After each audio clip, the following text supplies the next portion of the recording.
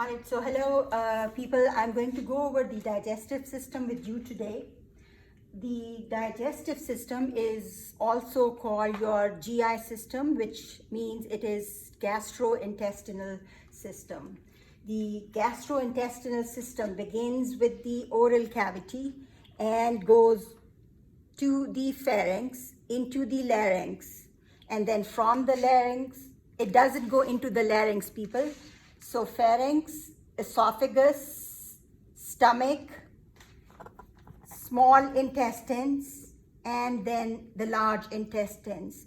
There are many parts of the large intestines, and so the food will pass through different sections of the large intestines into the rectum and then finally into the oral cavity. So I'm going to begin with the oral cavity. And the oral cavity, the area inside is also called the vestibule. There are the structures present in your oral cavity are the teeth and the tongue and some salivary glands. The roof of the mouth is made by the palatine bones and the palatine portions of the maxilla. Behind the hard palate is the soft palate, and that ends in the uvula. When you open your mouth and you see something hanging in between at the back of your mouth, that is the uvula. The tongue is made up of skeletal muscles, and the function of the tongue is to mix the food with the saliva. Coming back to the teeth, when a baby is born, he or she doesn't have any teeth, and then they start to make, not they don't start to make, but the deciduous teeth begin to appear in a baby who's 5 to 6 months old. And by the time they are 5 to 6, I said 5 to 6 months, when the deciduous teeth appear.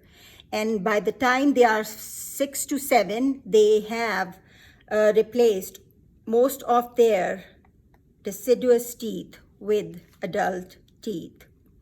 Now, if you divide your face, so let's say if this is the two sides of the face, we divide the face into 4 quadrants. So the left upper quadrant, left lower quadrant, the right upper quadrant, and the right lower quadrant. In each quadrant, we have 2 incisors, 1 canine, 2 premolars, and 3 molars. So if you have 8 in the upper quadrant, 8 in the lower quadrant on both sides, that makes 32 adult teeth. The function of the teeth is to bite and chew the food. The function of the tongue is to mix that food with saliva. When saliva and the food are mixed together, they form a slimy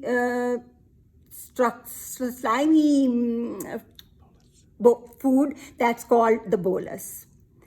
All right, now what is saliva then? There are 3 salivary glands present in the tongue. One, the biggest one, is the parotid gland. Parotid gland is found on the anterior side of the ear, and this produces the most amount of saliva. Then you have this, under the mandible, you have the submandibular gland, and under the tongue, you have either, you can call it the lingual or the sublingual gland. These are exocrine glands, and they release the saliva into the mouth through these ducts. All right, so now you have formed the bolus. The bolus is going to enter the next part of the digestive system, the pharynx. Now, from your respiratory system, I hope that you know that there are 3 parts of the pharynx: the nasopharynx, the oropharynx, see that behind the oral cavity, oropharynx, and the laryngopharynx. All right, so I'm not going to talk about the nasopharynx because that is part of your respiratory system. From the oral cavity, the bolus is going to enter the oropharynx.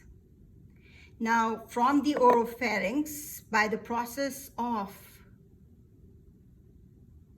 peristalsis, the food is going to enter into the laryngopharynx, in the larynx. So if you will look at, pay close attention, the pharynx is serving the purpose of two things. It's bringing air into the trachea, and it brings food down into the esophagus. So when somebody has chewed the food, the next process is called deglutition. That means swallowing. Swallows the food into the laryngopharynx. This structure in the larynx called the epiglottis is going to, remember I don't know if I've told you this before or not, but the epiglottis acts as a toilet seat.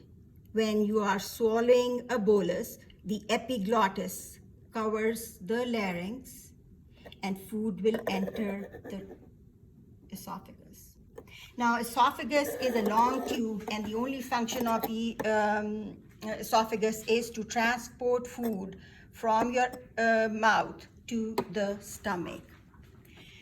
All right, so when your esophagus leads into the stomach, at the end of the esophagus, there is a sphincter. So now at the end of each organ of your digestive tract, there will be a sphincter. And I want you to remember this, that this area is also called the junction between the stomach and the esophagus. So we call it the gastroesophageal junction. At the gastroesophageal junction, there is slight thickening of the smooth muscles, and that will form the gastroesophageal junction. Now, the mucosa in your esophagus is made up of stratified squamous epithelium, but it changes to simple columnar epithelium from your stomach onwards to, I think, the ileum. Now, when you look at your stomach, and I'm going to bring the stomach to you people, and so there is the whole stomach, and I'm going to take you to this one now. So here is your gastroesophageal sphincter. This raised part, this dome-shaped part of the stomach is called the fundus. Sorry, people, fundus. Do you see this dome-shaped area? This is the body of the stomach. Because I'm showing it to you from the external side, I'm going to also give you the names of these curves. Do you see that we form two curves in the stomach? And I'm going to bring you back to the to this model. And if you notice, this is a larger curve. So therefore, we will call it the greater curvature, right? I use the word curve so that you can relate it to the curvature. And this, because it's small, you call it the lesser curvature. Also, the fact that all your organs are surrounded by two serous membranes. And so the serous membranes will wrap around the stomach, and it's going to form the lesser omentum, which is going to connect the stomach to the liver. All right. So then what about the greater curvature? Attached to the greater curvature is your greater omentum. The greater omentum is like your serous membranes, which form an apron-like structure to cover your intestines to hold them in place. I'm going to open up the stomach and show you the inside of the stomach. So the gastroesophageal junction, the fundus, the body, and then you see these raised areas. These are called rugae. Now your stomach is made up of many, many cells, and they produce some gastric enzymes.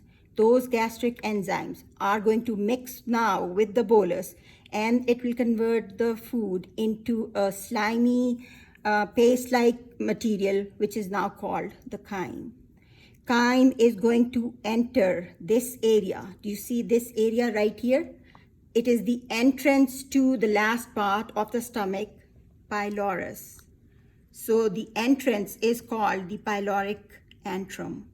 Into the pylorus, of course, here is your pyloric sphincter, and that's going to bring the food into the first part of your intestines, small intestines, the duodenum. So now I'm going to take you back to the, sorry people, I'm making you move. Sorry. And so if you look at this, there is your small intestines. The first C-shaped structure of the small intestines is called the duodenum. Most of the digestion occurs in the duodenum. The rest of the small intestines, the second part is the jejunum, and then this third part is the ileum. If digestion occurs in the duodenum, absorption occurs in your jejunum and your ileum. Now, ileum is going to end in the ileocecal sphincter and enter the first part of the large intestines.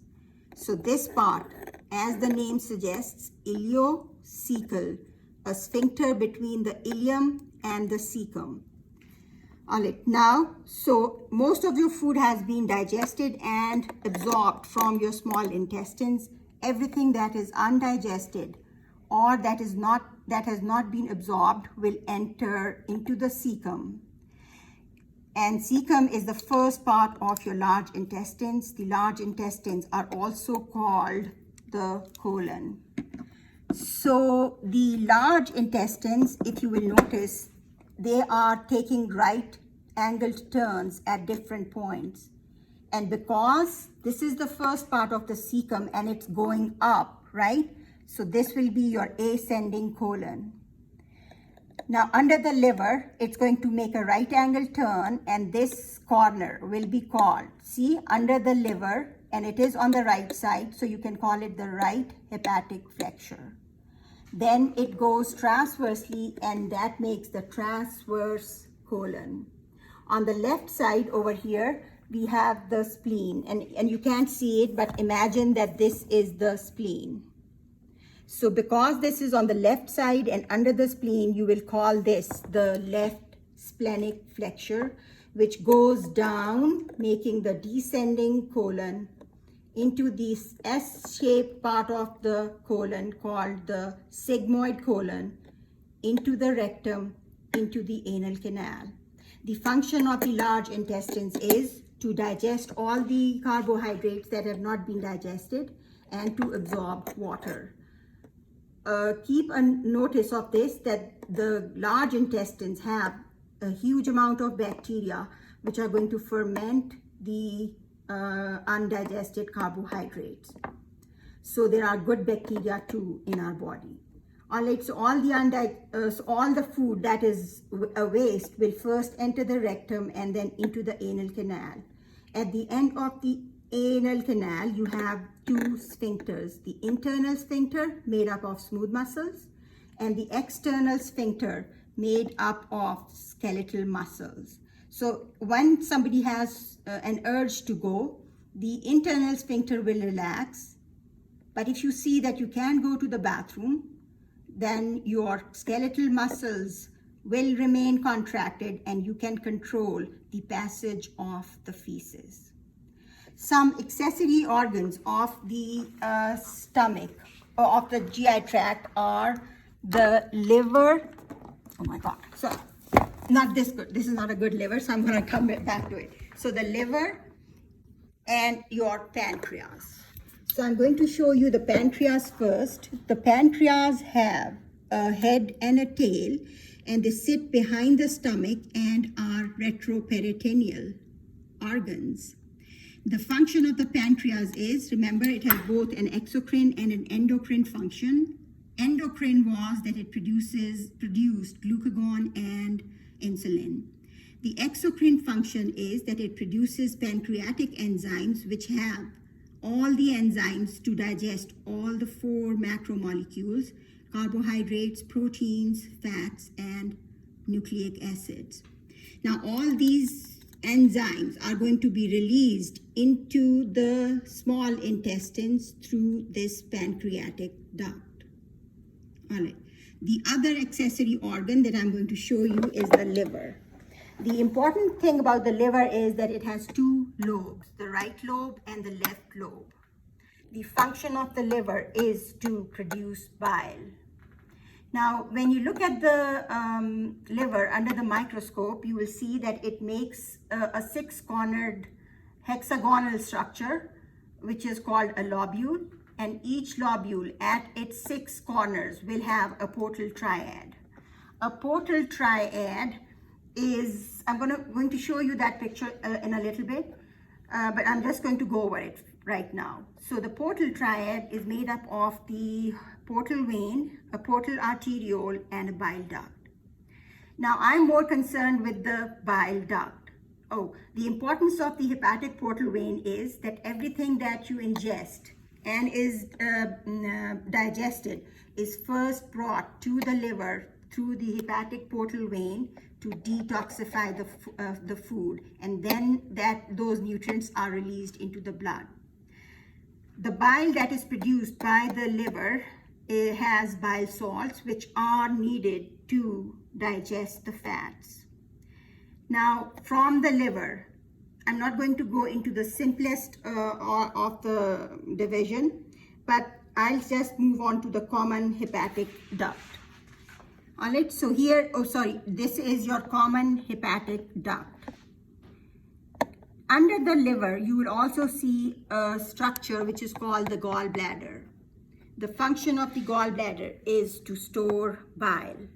Now, whenever bile is needed, through the cystic duct, do you see this cystic duct right here? The cystic duct combines with the common hepatic duct, and it will make the bile duct. All right, do you see this bile duct? And then from the pancreas, and I'm going to bring you right here now. So from the liver and the gallbladder, your bile duct and the pancreatic duct right there, they unite together to form the hepatopancreatic ampulla. And now when the process of digestion will begin in the duodenum, pancreatic juice and the bile will be brought into the duodenum by this hepatopancreatic ampulla. All right, so now we have these structures covered. I'm sorry, when I was talking about the large intestines and the colon, I forgot to mention these 3 structures specially present on the colon. Now, the colon has these longitudinal muscles in their muscularis externa, and this muscle, it forms a band-like structure which is called the tinea coli.